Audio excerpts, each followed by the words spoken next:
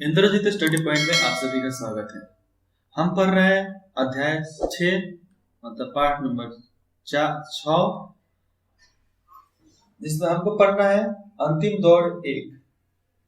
इस चैप्टर 6 में हम पढ़ने वाले हैं अंतिम दौर 1, जिसमें हमको पता चलेगा कि अब देखो हमने पहले पार्ट में क्या बताया।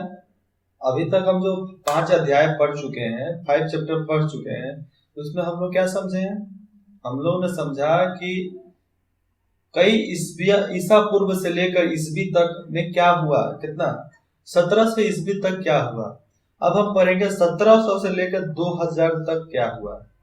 ठीक है, तो चलो, पिछले वीडियो को शेयर बहुत किए होंगे, इस वीडियो को भी शेयर करो और जितना हो सके नोट पैड लेकर आराम से नोट करते रहो, पढ़ते रहो और सब्सक्राइब जरूर करना।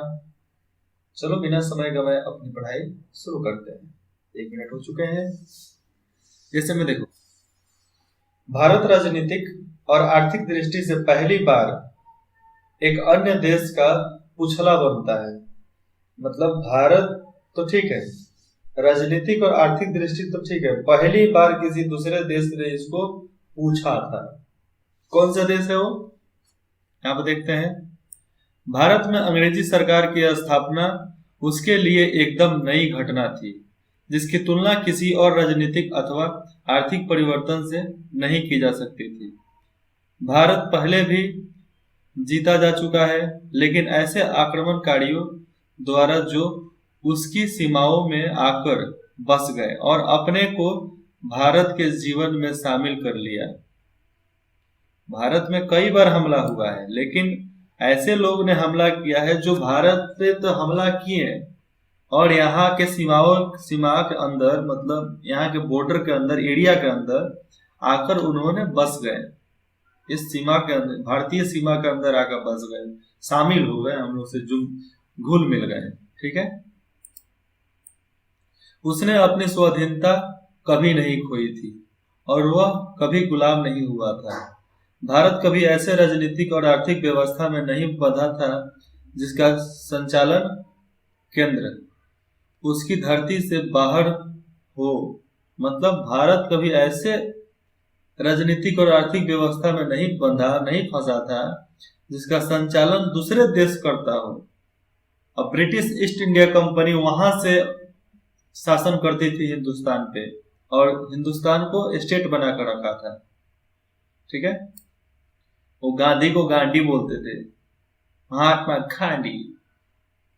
ऐसे थोथुर लोग हमको मिल जाए ना तो उनको चाटा मारते मारते हम लोग भेज दें उसके देश में। अपने राष्ट्रपिता को ऐसे बोलते थे तो ऐसा लग रहा है कि बैल को बुला रहे हैं। तो हमारे भारत का संचालन केंद्र था ब्रिटिश गवर्नमेंट। ब्रिटिश गवर्नमेंट वो ब्रिटिश से ही चलाता था। मतलब वो आज के डेट में रसिया में आते हैं, लंदन से ही चलता था हमारा हिंदुस्तान। जो बोलेंगे वही चलेगा यहाँ पे। वह कभी ऐसे शासक वर्ग के अधीन नहीं रहा जो अपने मूल और चरित्र दोनों में अस्थायी रूप से विदेशी हो, और कभी भी एक ऐसे शासक के बीच में नहीं फंसा था जिसका मूल और चरित्र दोनों अस्थायी रूप से विदेशी हो। जिसको मूल जो भी स्ट्रक्चर लाते थे हिंदुस्तान का नहीं, लंदन से ही लाते थे, वो हो गया। और चरित्र जो बोलते थे वो लंदन की भाषा बोलते थे, बिहार की भाषा, हिंदुस्तान की भाषा, यूपी की भाषा, राजस्थानी भाषा, वो तो बोलते नहीं थे।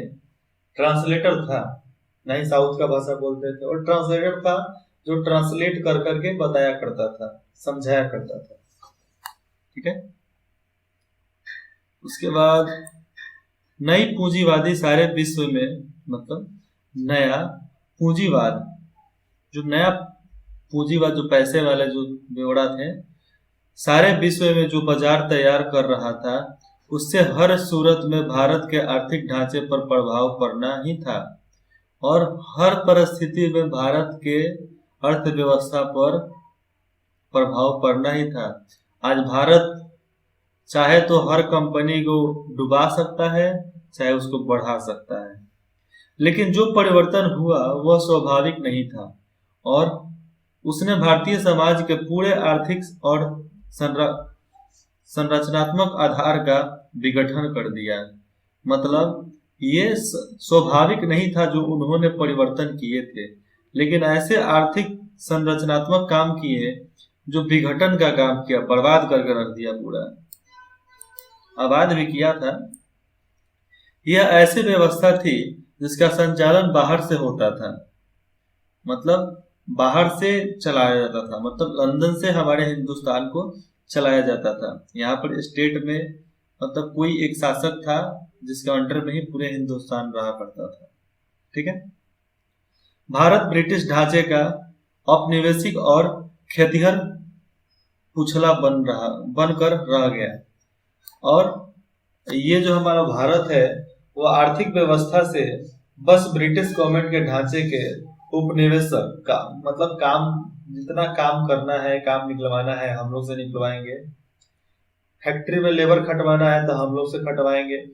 खेतिहर यही पुछला बनकर रह गया था, क्योंकि हम लोग दो ही काम करते थे, खेती बाड़ी चाहे किसी के घर में जाकर खटना, दो काम होता था।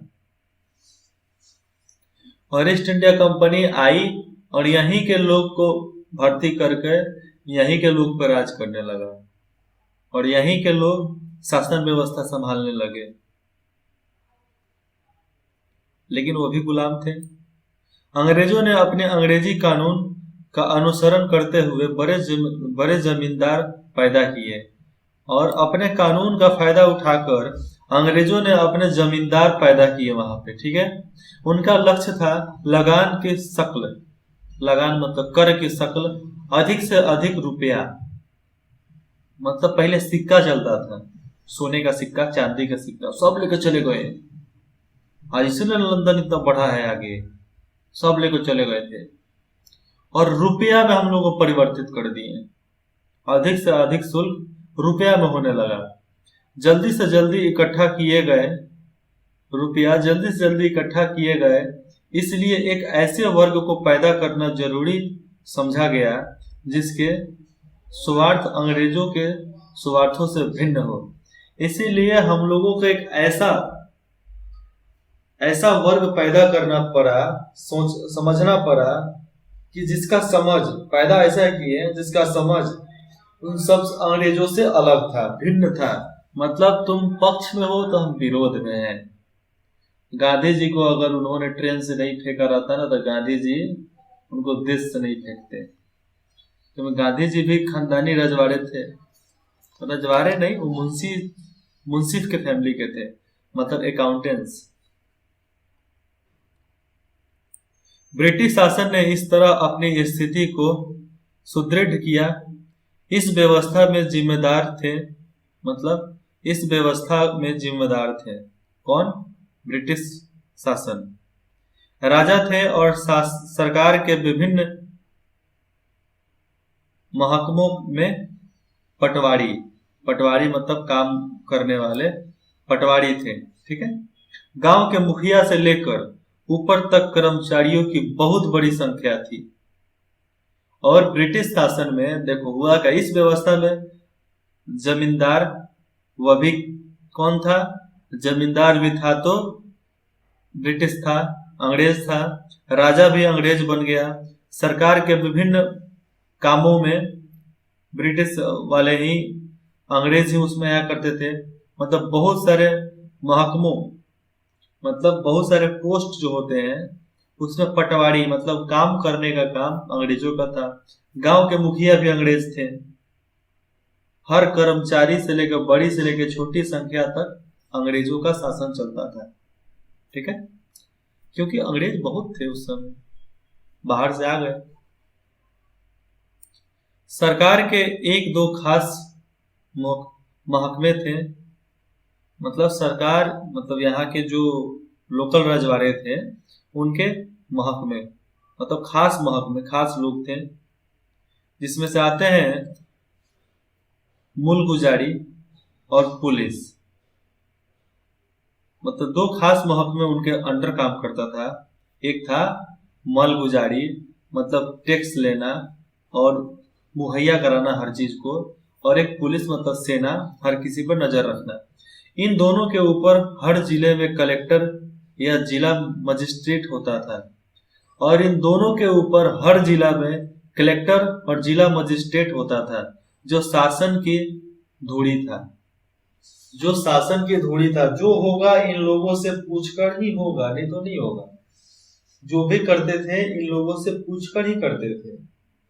आज भी है, अगर कहीं का भी टेंडर पास कराना है तो कलेक्टर साइन जब तक नहीं करेगा जब तक पास नहीं होगा, और कलेक्टर रिश्वत लेता है उसको पास करने के लिए। जो लोग अपने जमीर को बेच देते हैं, जमीर का मतलब होता है अपनी मिट्टी। हम अपनी मिट्टी को भारत माता के नाम से जानते हैं, माँ। तो जमीर बेच रहे हो मतलब मिट्टी बेच रहे हो, मतलब अपनी माँ को बेच रहे हो। तो जो इंसान अपनी माँ को बेचकर जिंदा रह रहा है, खा रहा है, पी रहा है, राज कर रहा है, वैसे इंसान जीने से अच्छा है कि वो मर जाए। वैसे स्वाभिमानी जो अपनी मिट्टी, अपनी एक तरह से उसको बोला भारत माता, अपने ममतत्व को बेचकर वो खा पी रहा है, अपना परिवार पोष रहा है, उससे अच्छा है कि वो पोस्ट छोड़कर वो कर्मचारी का नौकरी कर ले, चाहे वो खेती बाड़ी कर ले।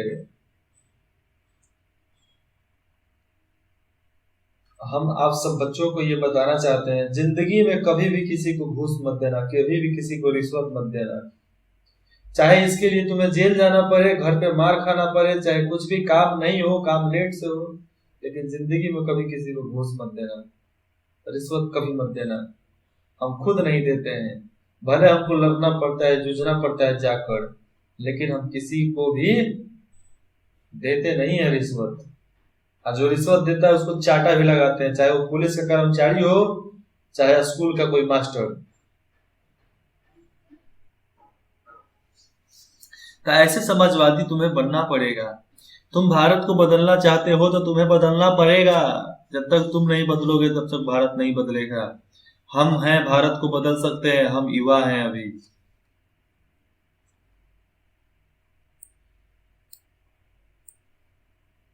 इस तरह भारत को समाजवादी उद्देश्यों के लिए बिना कुछ भुगतान किए अड्डे की तरह इस्तेमाल तो किया ही गया। मतलब भारत के साम्राज्यवादी उद्देश्य ऐसा था कि बिना भुगतान किए, तुम्हें पैसा भी नहीं देंगे, तुम अड्डे की तरह इस्तेमाल किए जाते थे। यहाँ पर अड्डे होगा कि अंडे, लेकिन अड्डे लिखा है, अंडे की तरह इस्तेमाल किए जाते थे। फोड़ो खा लो ऑमलेट बना के। इसके अलावा उसे इंग्लैंड में ब्रिटिश सेना के एक हिस्से के प्रशिक्षण का खर्च भी उठाना पड़ा। तो हुआ क्या कि इंग्लैंड के ब्रिटिश सेना का जो प्रशिक्षण चलता था उसका भी खर्च हम लोग ही उठाते थे, भारतीय उठाते थे। इस राशि को हम बोलते थे कैपिटेशन चार्ज। ठीक है, इस राशि को हम कैपिटेशन चार्ज कहा जाता था, जो हम लोग ही देते थे, दूसरा कोई नहीं देता था। वास्तव में भारत को ब्रिटेन के हर तरह के दूसरे खर्च भी उठाने पड़ते थे, और ब्रिटेन का हर खर्च भारत उठाता था। क्यों उठाता था? क्योंकि हम लोग कमजोर थे, हम लोग नपुंसक थे, हम लोग लड़ नहीं सकते थे। जब हम लोग के खून में उबाल आया, जब हम लोग लड़ना चालू किए, तो हमारे सामने ये अंग्रेजी शासक टिकी नहीं। अंग्रेजी शासक कब तक टिकी? जब तक हम उन्हें टिकने दिए। देखो, जब तुम झगड़ा करने के सोचोगे ना, तब तक तुम कमजोर हो जाओगे, लेकिन झगड़ा हटा दो तो तुम कभी कमजोर नहीं हो सकते। अपने आप को नुकसान नहीं पहुंचाओगे ना, तो तुम्हें कोई कमजोर नहीं कर सकता।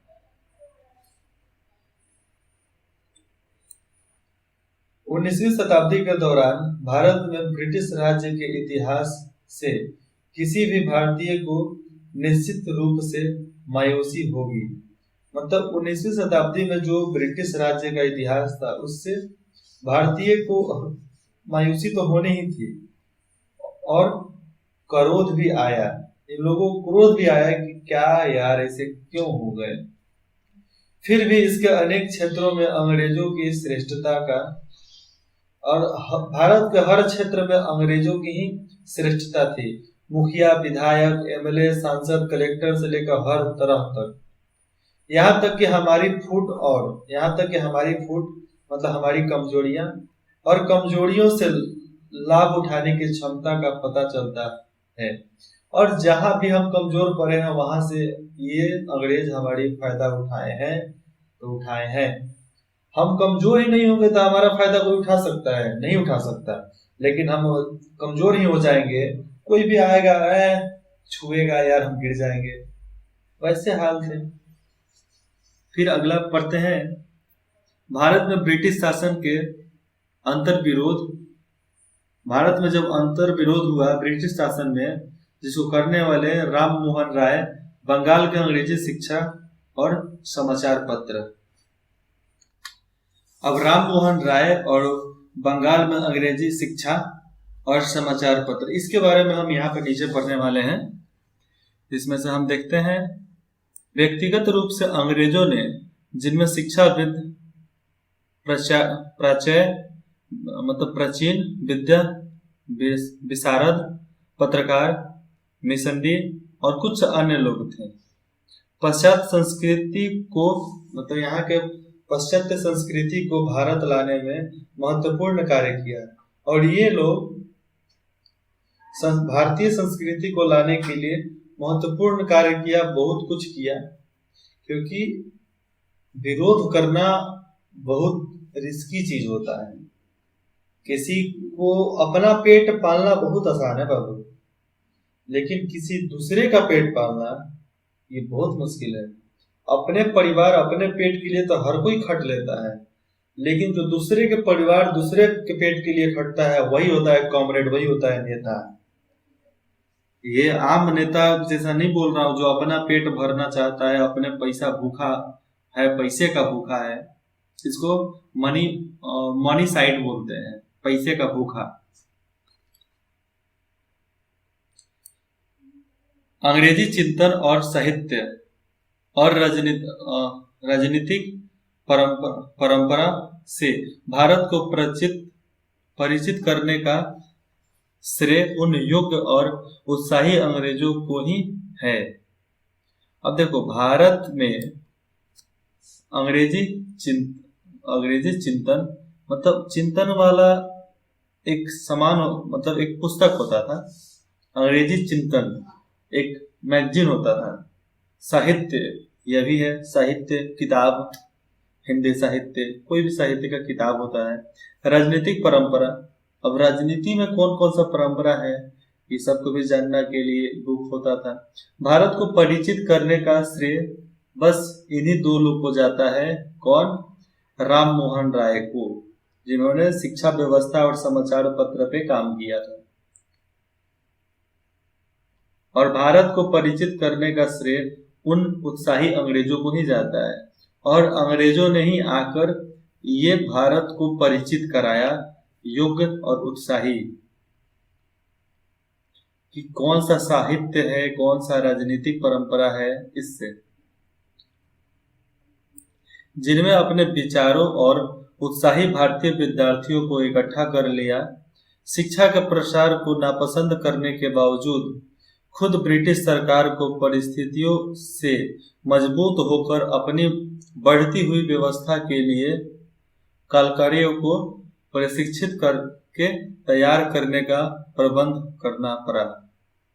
मतलब इस तरह यहाँ के विद्यार्थियों को इकट्ठा किया, उन्हें समझाया, उन्हें नापसंद होते हुए भी उन्हें पढ़ाया, और उस तरह परिस्थितियों में डाल दिया ब्रिटिश गवर्नमेंट को कि अपने विस्तार जो करते थे, फैक्ट्री बनता था, कुछ भी बनता था, तो उसमें बाहर के ही मजदूर आते थे, लंदन से, रसिया से। लेकिन अब इतना मजबूर कर दिया गया उन लोगों को कि भारतीय लोगों को भी नौकरी मिलना चालू हो गया।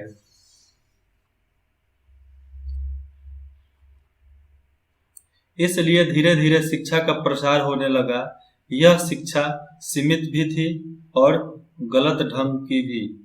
और वो शिक्षा सीमित तो था ही, और बहुत लोग उसको गलत ढंग से भी पढ़ा देते थे। फिर भी उसने नए और सक्रिय विचारों की दिशा में दिमाग की खिड़कियां और दरवाजे खोल दिए। और उन्होंने क्या किया कि किसी नए दौर में, ठीक है, किसी नए दौर में विचारों के लिए और दिमाग को बढ़ाने के दिशा में खिड़कियां और दरवाजे खोले, मतलब उस तरह रास्ता बनाए जिससे जाकर कुछ सीखा जा सकता था। धीरे धीरे परिवर्तन होने लगा और आधुनिक चेतना का प्रसार हुआ। धीरे धीरे परिवर्तन हुआ और आधुनिक चेतना मतलब आधुनिक मन का प्रसार हुआ, फैलाव हुआ।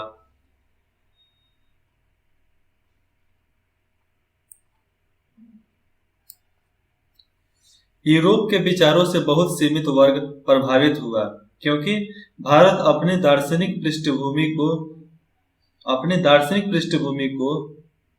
पश्चिम की तुलना में बेहतर समझते हुए उससे चिपका रहा।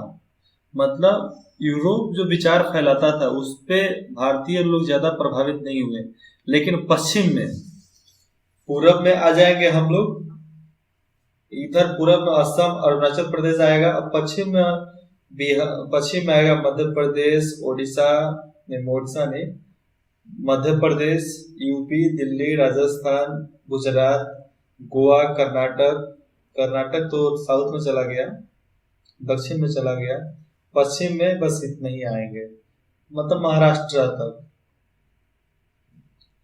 ये लोग हिंदुस्तानी परंपरा से ही चिपके रहे, ठीक है। पश्चिम का वास्तविक आघात और प्रभाव तो जीवन के व्यवहारिक पक्ष पर हुआ, और पश्चिम का जो वास्तविक आघात जो था, प्रभाव जो था, वो जीवन के पक्ष पर पड़ा, जीवन के व्यवहारिक पक्ष पे पड़ा, ठीक है।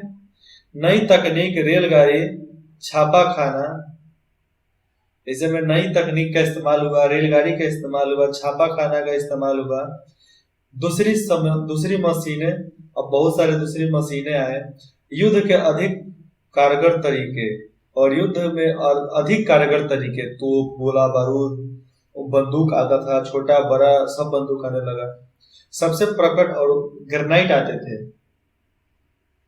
मतलब बॉम्ब, वो उसका पिन निकालो, फेंको, वो पूरा ब्लास्ट, खत्म।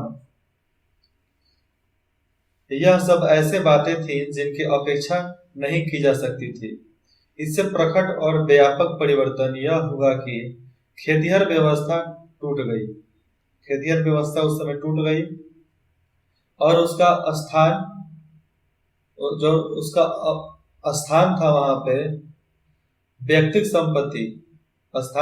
संपत्ति और जमींदारी ने ले ली। देखो, ये खेतिहर व्यवस्था टूटा, उसके बाद से वहां के व्यक्तिगत जो संपत्ति थी वो किसी एक के हाथ में थी, चाहे जिसका हो जमीन उसका, और नहीं तो जमींदारों के नीचे जो जमीन होते थे तो जमींदार खरीद लिया करते थे, तो वैसे जमीन जमींदारों की थी, जमींदारों ने ले ली उस जगह। मुद्रा केंद्रित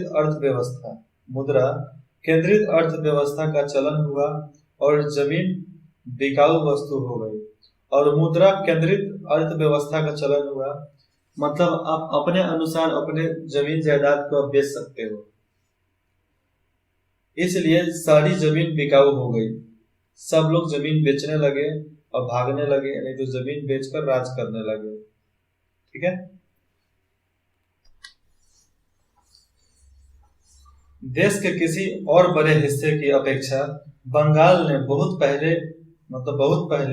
इन परिवर्तनों को देखा कि ये जमीन बिक रहे हैं, मुद्रा केंद्रित होने वाला है, मतलब जितने भी परिस्थिति थे बंगाल पहले देखा और अनुभव किया, क्योंकि बंगाल में ब्रिटिश शासन 50 वर्ष पहले स्थापित हो चुका था। क्योंकि बंगाल में उस समय ब्रिटिश गवर्नमेंट स्थापित हो चुका था 50 साल पहले ही, इसलिए। और उन्होंने ही एक पुल बनाया था जिसको आज बंगाल में पुल है, जो किसी भी पाया पे नहीं है, मतलब बीच में कोई पाया ही नहीं है। कलकत्ता का हावड़ा ब्रिज, बंगाल में कलकत्ता का हावड़ा ब्रिज, कलकत्ता शायद आप सब गए ही होंगे। मतलब वो ऐसा ब्रिज है, लोहे का ब्रिज है, जो कितना साल से वो टिका हुआ है। उस पर ट्रेन भी चलता है, उस पर लोग भी चलते हैं, पैदल भी चलते हैं, लेकिन उसके बीच में कोई पाया नहीं है। बस चारों खाने मतलब दोनों तरफ पाया है, बस उतना से ही वो ब्रिज टिका हुआ है। तो समझो कितना स्ट्रांग होगा वो पुल। और उस जमाने में बनाया गया था कि आज के जमाने का ट्रक व्रक सब चलता है तब भी नहीं टूटता है।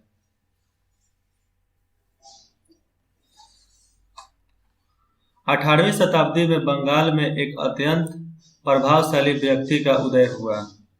ये थे राजा राम मोहन राय।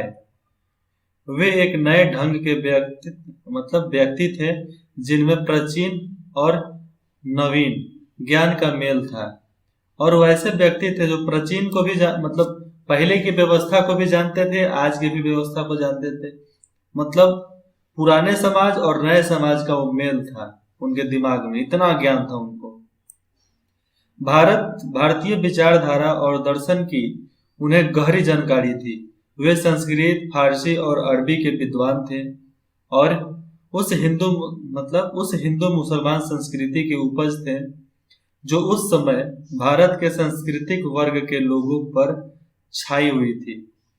और उस समुदाय के वो वंशज थे जो हिंदू मुसलमान संस्कृति से उपजा था, जो हिंदू मुसलमान संस्कृति को भी जानते थे, जिसमें से संस्कृत, फारसी और अरबी, उनको तीनों भाषा बोलने आता था और हिंदी भी आता था उनको, क्योंकि फारसी और अरबी या संस्कृत जिसको आ गया उसको हिंदी भी आता है, क्योंकि इन तीनों को मिलाकर ही देवनागरी भाषा बनाया गया था, जो संस्कृत से ही लिया गया है लेकिन तीनों को मिलाकर भाषा बना है वो।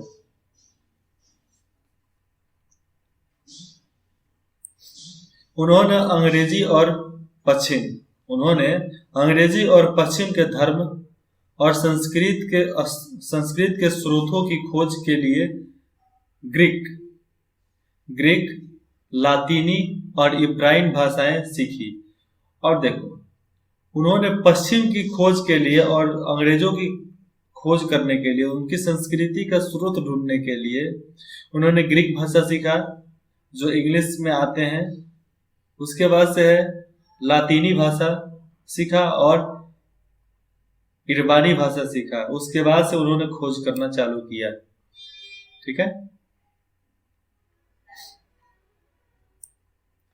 पश्चिम सभ्यता के विद्वान और तकनीकी पक्षों ने भी उन्हें आकर्षित किया।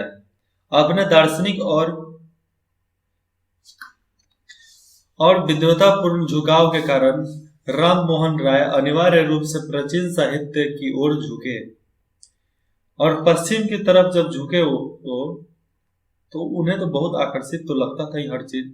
तो वहां के दार्शनिक और बुक और विद्वानपूर्ण झुकाव उनको हुआ। चल भाई, विद्वानों के समर्पण में जाओ, विद्वानों के नीचे झुको, तभी कुछ सीखने को मिलेगा। तो ऐसे झुके और उन्होंने प्राचीन साहित्य की ओर झुकाव की, प्राचीनतम झुकाव के तरफ हाथ बढ़ाया और बहुत कुछ जाने हो। ठीक है। तुलनात्मक धर्म के अध्ययन की पद्धति की खोज करने वाले दुनिया के वे पहले उत्साही व्यक्ति थे। फिर से बोलता हूं, तुलनात्मक धर्म के अध्ययन की पद्धति की खोज करने वाले दुनिया के वो पहले उत्साही व्यक्ति थे और शिक्षा को आधुनिक सांचे में ढालकर उसे पुरानी पंडिताऊ पद्धति से, चंगुलों से निकालने के लिए बहुत उत्सुक थे। उन्होंने पुरोहित पंडिताऊ जो था सिस्टम, उसको खत्म करने के लिए बहुत उन्होंने कोशिश किया, जिसमें से इतना उत्साह थे कि आधुनिक ढांचा तैयार कर दिया शिक्षा का। जो पुरानी पंडिताऊ था उसको खत्म किया, उस पद्धति को खत्म किया, उस चंगुल को खत्म किया। और उसके बाद से आधुनिक युग में उन्होंने जर्नल, बहुत सारे गणितज्ञ और बहुत सारे शास्त्रों का प्रयोग करके हमारे मानसिकता को बढ़ाया और हमें उस लायक बनाया जिस लायक हमें अभी हैं। उस लायक उन्होंने उस समय सोच लिया था कि बनाएंगे। कितना? आज से 100 साल पहले। उन्होंने गवर्नर जनरल को गणित, मतलब उन्होंने गवर्नर जनरल को गणित, भौतिक विज्ञान, रसायन शास्त्र, जीवन मतलब जीव विज्ञान मतलब बायोलॉजी, अन्य उपयोगी विज्ञानों की शिक्षा की आवश्यकता पर जोर देते हुए लिखा था। और उन्होंने वहां के गवर्नर मतलब वहां के गवर्नर बोलूं तो आज तो गवर्नर हो गए, वो पोस्ट के नीचे होते हैं, सीएम पोस्ट के नीचे, जो इस मतलब एक गवर्नर का काम होता है हर चीज को ऑथराइज करना, पावर देना। तो वो गवर्नर थे, उसका गवर्नर का पोस्ट होता है, उनको पोस्ट मतलब उनको खत लिखा कि आप उनको आवश्यकता बताई कि गणित, भौतिक विज्ञान, रसायन शास्त्र, जीव विज्ञान और अन्य उपयोगी विज्ञानों की शिक्षा के लिए आप आगे करो, आप इस शिक्षा को हिंदुस्तान में दो। तो उन्होंने इस प्रकार का खत लिखा था। इन सबसे अधिक वे समाज सुधारक थे, और सबसे अधिक तो वो समाज सुधारक थे। आरंभ में उन पर इस्लाम का प्रभाव पड़ा, इस्लाम भी सीख गए, और बाद में कुछ हद तक ईसाई मत का प्रभाव पड़ा, तो ईसाई मत का भी सीखे बहुत कुछ। लेकिन वे अपने धार्मिक आधार पर दृढ़ता से जमे रहे, और वो हिंदू थे, इसलिए हिंदुत्व पर वो टिके रहे। परंतु उन्होंने इस धर्म को उन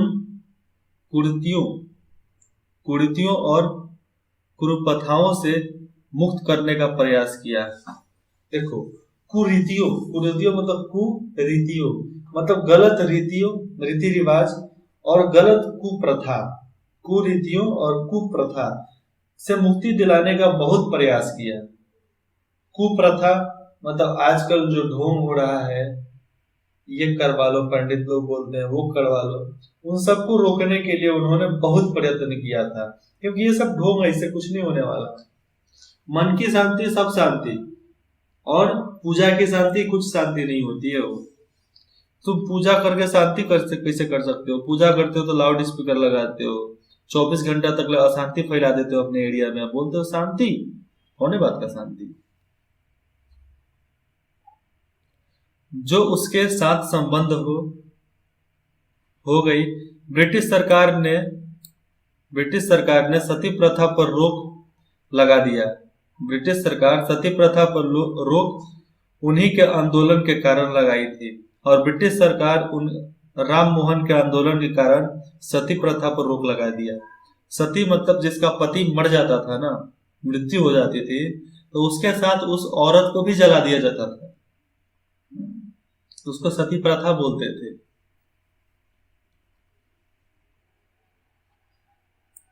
राम मोहन राय, अच्छा वो हिंदू में राय जी थे, लेकिन हिंदू बताते हैं। राम मोहन राय भारतीय पत्रकारिता के प्रवर्तकों में से थे, और वो मतलब पत्रकारिता के में से आते थे।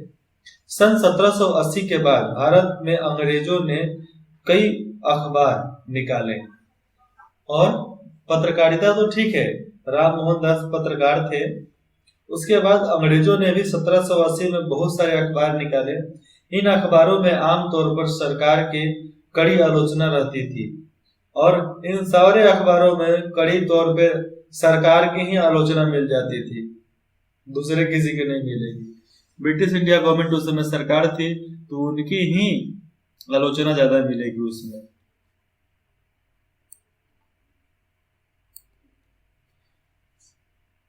परिणामतः उन पर कड़ा सेंसर लगाया था, मतलब कड़ा सेंसर लगता था।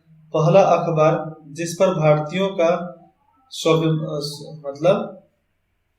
स्वामित्व था, मतलब पहला अखबार जिस पर भारतीय का स्वामित्व था और जिसका संपादन भी भारतीयों ने ही किया था, 1818 में अंग्रेजी में निकला था, और 1818 में अंग्रेजी में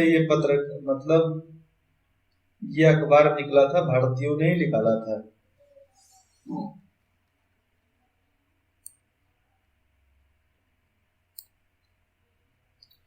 उसी वर्ष श्री रामपुर, श्री रामपुर जगह होगा, कहीं नाम भी होगा। उसी वर्ष श्री रामपुर के उसी वर्ष श्री रामपुर के बैप्टिस्ट पादरियों ने बंगाल में एक मासिक और साप्ताहिक पत्र निकाला। मतलब उन्होंने एक मासिक मतलब महीने में निकलने वाला और एक सप्ताह में निकलने वाला दो पत्र को निकाला। किसी भारतीय भाषा में प्रकाशित होने वाले ये पहले पत्र थे और ये ऐसे पत्र थे जो भारतीय भाषा में लिखे गए थे। इसके बाद एक अंग्रेजी और भारतीय भाषाओं के मतलब कोलकाता, उस समय होता था कलकत्ता भाषाओं में कलकत्ता मतलब कोलकाता, मद्रास, चेन्नई। चेन्नई को पहले मद्रास बोला जाता था, मद्रास। आज महाराष्ट्र मुंबई को बोला जाता है, तो मद्रास मतलब चेन्नई होता था। और बंबई, जिसको आज मुंबई बोलते हैं, बंबई से अखबार और पत्रिकाएं बड़ी तेजी से निकलने लगे और कोलकाता, चेन्नई और मुंबई से बहुत तेजी से अखबार निकलना चालू हो गया और हर गांव, हर सूबे, हर एरिया में पहुंचना चालू हो गया। फ्री में नहीं, पैसा लेकर, पैसे देकर अखबार खरीदे जाते थे, जिस तरह आज होता है वैसे ही। राम मोहन राय के पत्रकारिता का गहरा संबंध उनके सुधारवादी आंदोलन से था और जो उनका सुधारवादी आंदोलन था उससे ज्यादा प्रभाव पड़ा था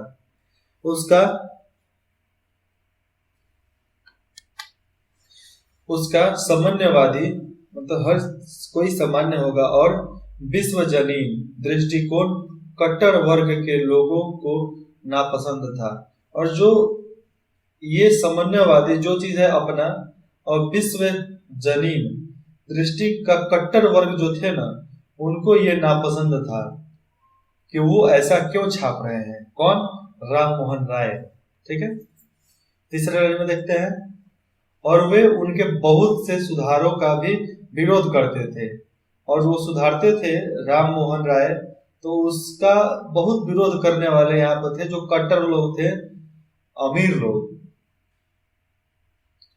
पर उनके बहुत से समर्थकों में टैगोर परिवार, रविंद्रनाथ टैगोर, शायद वही परिवार होगा, बहुत से समर्थकों में टैगोर परिवार था, जिसने बाद में बंगाल के पुनर्जागरण में महत्वपूर्ण भूमिका निभाई। जो बाद में पुनर्जागरण में बंगाल के लिए बहुत अधिक भूमिका निभाई थी, उसको बढ़ाने के लिए। राम मोहन राय दिल्ली सम्राट की ओर से इंग्लैंड गए और राम मोहन राय दिल्ली साम्राज्य के तरफ से इंग्लैंड गए और 19वीं शताब्दी का आरंभिक वर्ष में मतलब 19वीं शताब्दी का आरंभिक वर्ष में ब्रिस्टल में उनकी मृत्यु हो गई और 19वीं शताब्दी में ब्रिस्टल में उनकी मृत्यु हो गई। सन 1857 की महान क्रांति जातिवाद, जो जातिवाद की वजह से हुआ था, इसके बारे में हम पढ़ेंगे भाग 2 में। तो मिलते हैं भाग 2 में, तब तक अपना ख्याल रखना, पढ़ाई मन लगा कर करना, क्योंकि जिंदगी में पढ़ाई से बड़ा दूसरा कुछ नहीं है। ठीक है, चल।